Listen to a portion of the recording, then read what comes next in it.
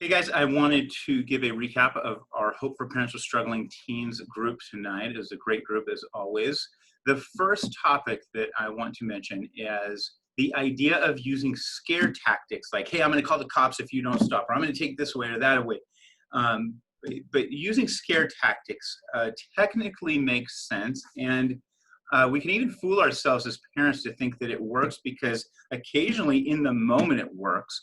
But remember, as parents, we want to influence our children in the long run, not just the immediate moment. And the truth is, when you try to use scare tactics, one, the child's probably going to call your bluff. Number two, if they're really defiant, they don't actually care. And what happens is you end up damaging the relationship rather than influencing the child. And so sometimes you just got to accept, hey, I don't know what to do right now, rather than falling into that trap where you feel helpless, so you try to scare the heck out of them, okay?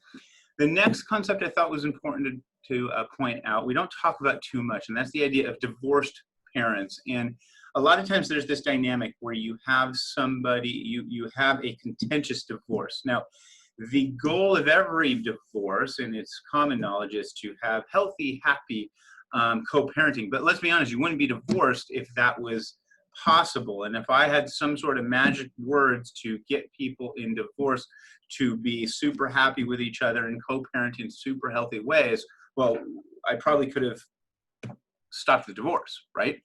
So when you have a contentious divorce, stop having the insane conversations. Stop trying to control the things that you were never able to control in your marriage, right? That's insanity to think, I'm going to be able to have this conversation I couldn't have in marriage now that we're divorced. And so you have to sometimes accept the situation that you're in, and rather than focus on all the ways that you don't have control over parenting, get focused only on the ways that you have control, and don't communicate in ways with your ex that you know are going to go awry. Don't take personally the judgments and the things that they tell you, because that causes you to spin out of control.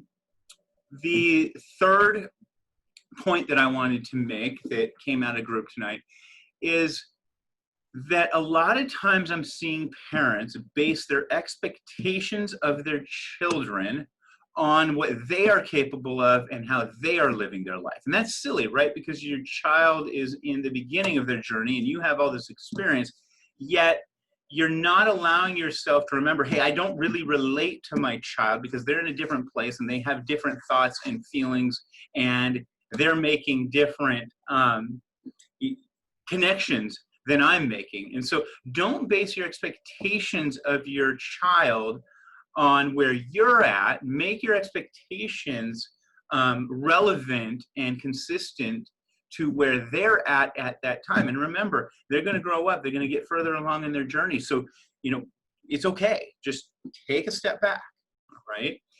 And it kind of relates to this, don't rely on your logic to relate to them either. Right?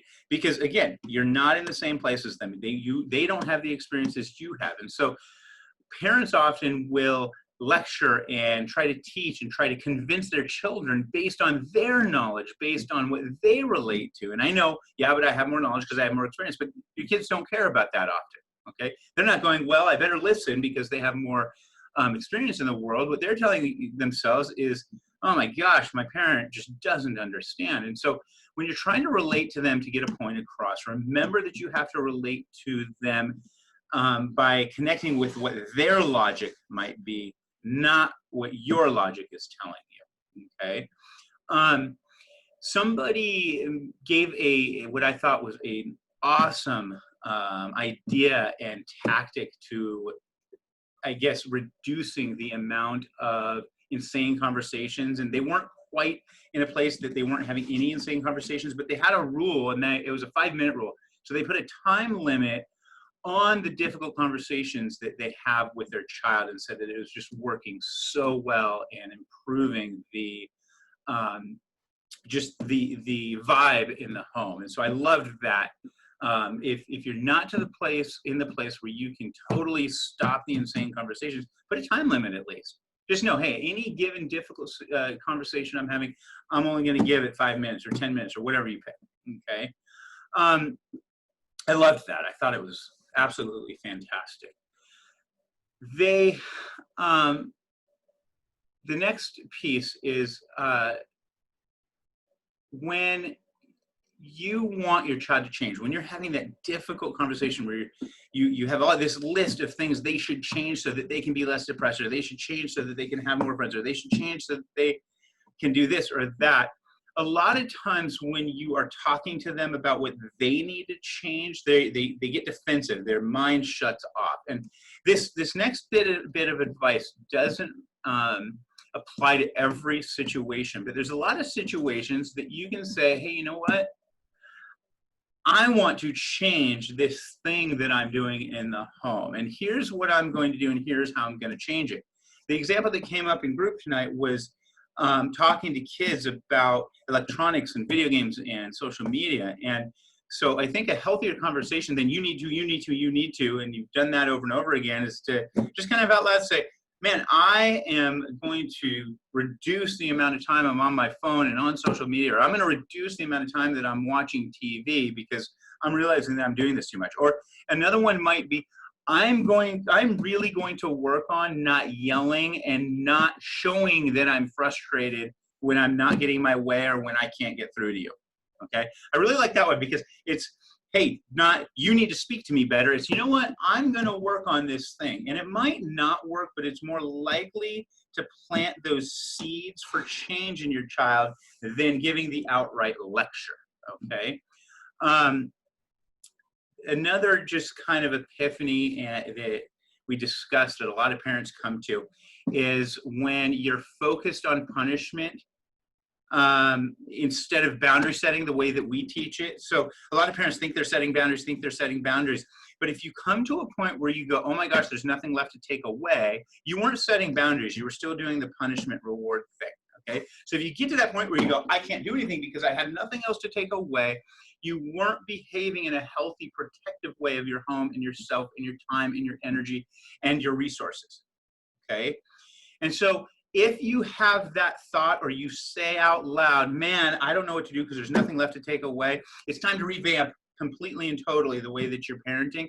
And it's time to ask for help in setting boundaries rather than doing the whole punishment and reward thing. Okay. Another issue that came up is chores, and it is so hard to get kids to do chores, especially right now during this pandemic. If you are struggling with that, you are not alone. It seems like kids are going to bed too late and they're getting up too early, and it's impossible to explain to them why it's healthy to have a routine. And to get kids to do chores that don't want to do chores is so hard. And so, you know, to tell a kid, hey, come on, I really want you to pick up the poop and do the dishes. They don't care. They don't care if the poop's picked up. They don't care if the dishes are clean. And so you get in this tug of war. And so, first of all, instead of telling them to do things, I suggest asking them to help while you do it with them. Second of all, remember that if you can't get them to do it, you might have to wait until you can actually set a boundary. Okay, and if you don't know how to set a boundary, remember, boundaries aren't going to get them to do the chores.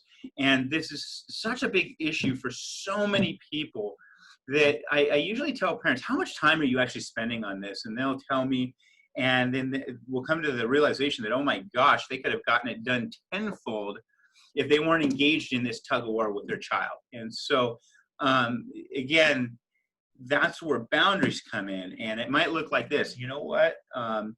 My child just won't do dishes and will not pick up the dog poop and will not clean their room. And so you do it yourself. You do all of that yourself. And then they say, hey, can you take me over to so-and-so's house? And you say, no, I want to rest and relax because I spent so much time picking up the dog poop and doing the dishes. But I love you, and I hope you get there on your own. Okay? But boundary setting, not fight to try and convince them to want to do the chores that they are refusing to do. Okay. And I know this letting go of that idea is so hard. It's almost sacrilege for most parents. Okay. The last point that I want to remind everybody of is you've got to focus on your 6 pillars. That's the 6 areas of your life for self-care, okay? You have got to find a balance that includes parenting, but that's outside of parenting, that helps you take care of you. You've got to have hobbies, you've got to have other relationships. And just because you're in the middle of crisis doesn't take away from the fact that you have to find balance.